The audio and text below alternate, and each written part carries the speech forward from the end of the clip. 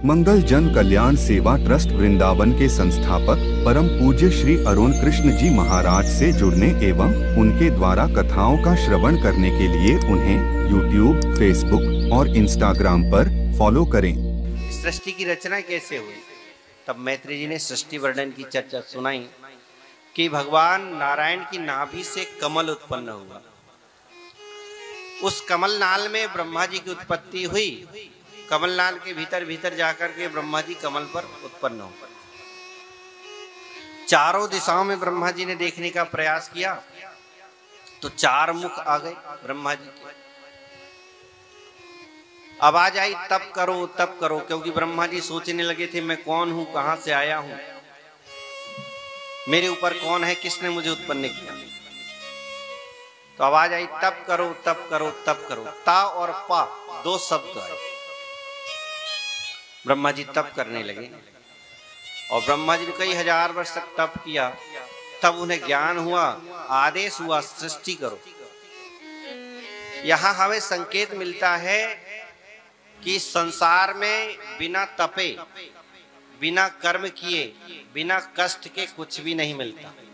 अगर आप चाहते हो आगे बढ़ना, अगर आप चाहते हो बहुत नाम शोहरत पैसा कमाना, तो तप करना पड़ेगा, मेहनत करनी पड़ेगी, कर्म करना पड़ेगा, तब बढ़ेगा। ऐसे ही आलस बस बैठे रहेंगे तो कुछ होने वाला नहीं। इसलिए इस शरीर मिला है कर्म करने के लिए, कर्म करते ही रहना चाहिए। फल मिले ना मिले वो बात की बात है, कर्म करते ही रहना चाहिए। ब्रह्मा जी ने भी तप किया, तब इतना बड़ा पद उन्हें मिला।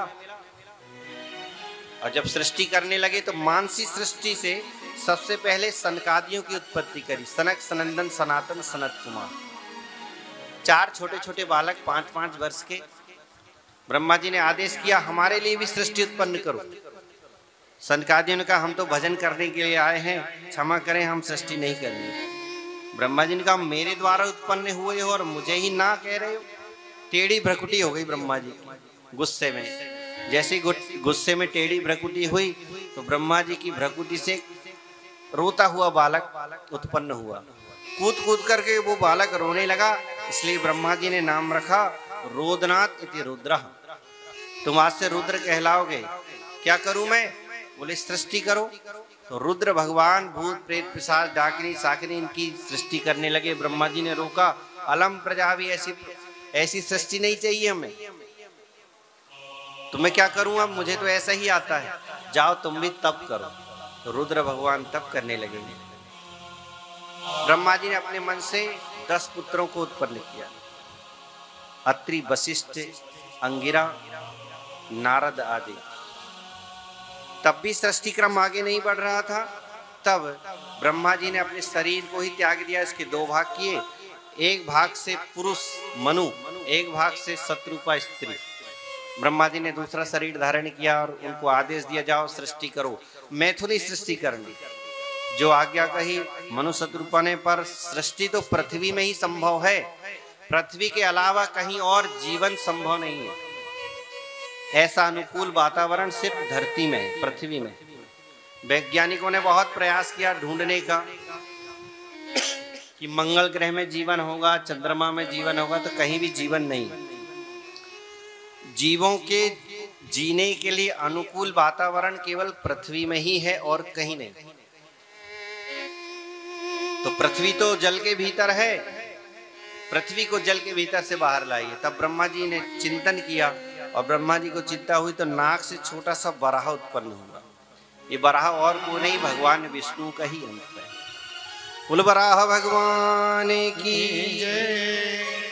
बराह भगवान जैसे ही प्रकट भय, देवताओं में स्तुति गई। बराह भगवान पहुंचे जल के भीतर, पृथ्वी को उठाया, लेकर जा ही रहे थे कि एक राक्षस ने इन्हें गाली दे दी। ए जंगली सुअर, पृथ्वी को लेकर कहां जा रहा है, रुक रुक रुक। उसकी बात नहीं सुनी और पृथ्वी को यथास्थान स्थापित किया और पुनः वापस उस राक्षस के पास गए। 2 बातें हुई। राक्षस ने गदा फेंक कर मारी। गदा वो ऐसी लगी जैसे कोई हाथी को कमल का फूल मार देता है, ऐसे झटक दिया। युद्ध प्रारंभ हो गया। देवताओं ने कहा प्रभु इसे जल्दी मारिए, रात हो जाएगी तो इसका बल बहुत बढ़ जाएगा। तो करेन कर्ण मूलेहन यथा त्वाष्ट्रम मरुत्पति, भगवान ने एक ही झापड़ मारा कान के नीचे, तुरंत प्राणांत हो गए, आंखें निकल आई बाहर। देवता इतने डरे हुए थे उस राक्षस से कि भगवान की स्तुति नहीं गाई, उस राक्षस की स्तुति गाई। देखो देखो कितना भाग्यशाली है ये राक्षस, मर गया है आपके द्वारा फिर भी आपको ही देख रहा है। देवताओं को ऐसा लग रहा है अगर जिंदा हुआ, जीवित हुआ तो पुनः हमें फिर सताएगा, इसलिए इसकी भी बड़ाई कर देते हैं। भगवान ने कहा डर गए हैं बहुत ज्यादा, तो पादप प्रहार किया, शरीर पलट गया। तब देवताओं को विश्वास हुआ सचमुच में मर गया। तब भगवान की स्तुति गाई, तब भगवान की स्तुति गाई। अब पृथ्वी में जीवन होने लगा।